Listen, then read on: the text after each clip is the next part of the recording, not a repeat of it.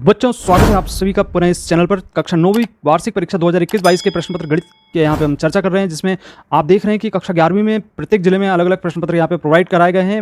English का paper जैसा कि संपन्न हुआ है और गणित का विषय का जो प्रश्न पत्र है अलग अलग जिलों में अलग अलग ही आएगा। तो आप बिल्कुल विकल्प यहाँ पे तैयार कर ले, सही विकल्प चुनकर लिखने वाले प्रश्न हम बता रहे हैं आपको। इसके बाद हम सही जोड़ी और सत्य असत्य और इसी प्रकार से रिक्त स्थान की पूर्ति करने वाले और साथ ही एक शब्द में उत्तर देने वाले प्रश्नों को यहाँ पे हम आपको प्रोवाइड कराएंगे। तो आप इनको अभ्यास जरूर करके जाएं, क्योंकि आप 32 में से 32 अंक ले सकते हैं। जैसा कि हम स्क्रीन पे देख रहे हैं, यहाँ पे पहला प्रश्न है, सही विकल्प चुनकर अपनी उत्तर पुस्तिका में देना है। तो यहाँ पे 12 का 1/6, तो का मतलब होता है गुणा करना है। तो यहाँ 12 गुणित 1/6 लिखेंगे और 6 को से भाग देंगे 12 में, तो 2 आ जाएगा। इसका दूसरा ऑप्शन बिल्कुल सही है। इसके बाद देखिए, आपको दूसरा प्रश्न है, शंकु का आयतन होगा। तो शंकु का आयतन जैसे कि हम जानते हैं 1/3 पाई आर स्क्वायर एच होता है। तो पहला ऑप्शन बिल्कुल सही होगा। और मूल बिंदु के निर्देशांक, जैसा कि हमें पता है कि इसके मूल बिंदु के निर्देशांक 0 0 होते हैं। अगला है यहाँ पे चौथे नंबर का 4x या 2 धन 5x या धन 3 धन 2x धन 1 की घात है। तो यहाँ पे आप देख रहे हैं x की घात यहाँ पे अधिकतम घात 3 है, तो यहाँ पे इसका सी आंसर सही होगा। इसके बाद पांचवा प्रश्न है, एक त्रिभुज के दो कोण 30 व 60 अंश है। तो दोनों को जोड़ देंगे और तीसरा कोण हम ज्ञात कर लेंगे। तो 30 और 60 90 होता है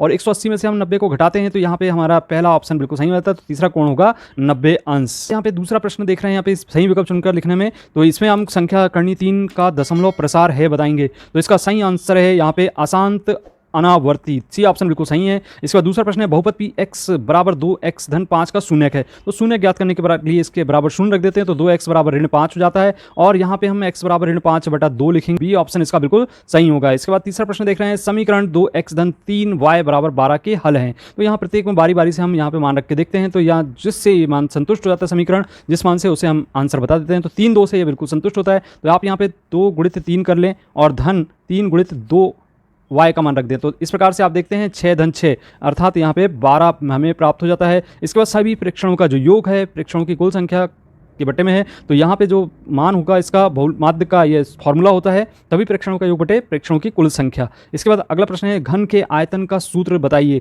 यदि उसके कोण की लंबाई a है। तो यहाँ इसका आंसर होगा a की घात 3 के बराबर। अगला प्रश्न देख रहे हैं, यहाँ पे 64 की घात 1/2 का मान है। तो यहाँ पे हम इसको 8 की घात 2 और इसकी घात 1/2 लिख सकते हैं। 2 से 2 कैंसिल करते हैं तो इसका जो सही आंसर आता है वह 8 के बराबर आता है। इसके बाद दूसरा विकल्प है यहाँ पे, बहुपद पी एक्स बराबर 2x धन 5 का शून्यक है। जैसे कि हमने ऊपर बताया था हल करके, तो इसका जो आंसर आता है वह ऋण 5/2 आता है। इसके बाद अगला प्रश्न है, जैसे कि हम देख रहे हैं, गोले का आयतन होता है। तो गोले का आयतन आपको पता होना चाहिए 4/3 पाई आर की घात 3 के बराबर होता है। और अर्ध गोले के आयतन की बात करता है तो अर्ध गोले में इसका हम ऑप्शन सही लगाएंगे। इसके बाद चलिए, किसी पासे को फेंक में शून्य आने की प्रायिकता। तो पासा जब हम फेंकते हैं तो शून्य कभी नहीं आता। असंभव घटना, तो असंभव घटना की प्रायिकता हमेशा शून्य होती है। इसके बाद प्रथम 5 विषम प्राकृत संख्याओं का माध्य। तो जैसा कि हमने बताया है कि प्रथम 5 प्राकृत संख्या 1 2 3 4 5 को हम योग कर लेते हैं और प्रेक्षणों की कुल संख्या यहाँ पे 5 है। तो 15/5 अर्थात यहाँ पे 5 से भाग देते हैं तो 3 के बराबर हमें हल प्राप्त हो जाता है। तो इसका ए ऑप्शन बिल्कुल सही होगा।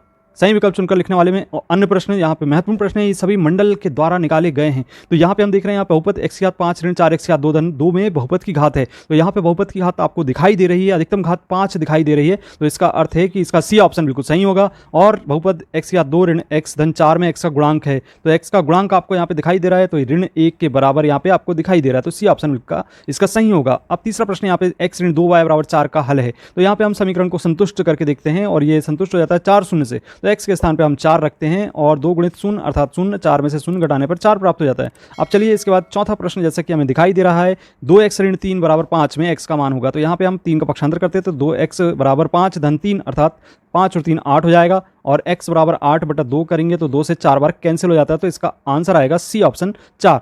और यहाँ पे पांचवा, 2 सिक्कों को एक साथ उछालने में कम से कम एक चित्त आने की प्रायिकता बताइए। तो बच्चों, जैसा कि हमने देखा 2 सिक्कों को जब एक साथ उछाला जाता है तो यहाँ पे हम कुल परिणामों की संख्या 4 प्राप्त होती है और 3 बार चित्त आता है। तो इस प्रकार से 3/4 इसका आंसर होगा। तो इसके बाद हम अगले वीडियो में आपको इसी प्रकार के विकल्प आपको बताएंगे। और यदि आपने अभी तक इस प्रकार के कंटेंट को देखने के लिए चैनल को सब्सक्राइब नहीं किया तो सब्सक्राइब कीजिए। मिलते हैं अगले वीडियो में। धन्यवाद।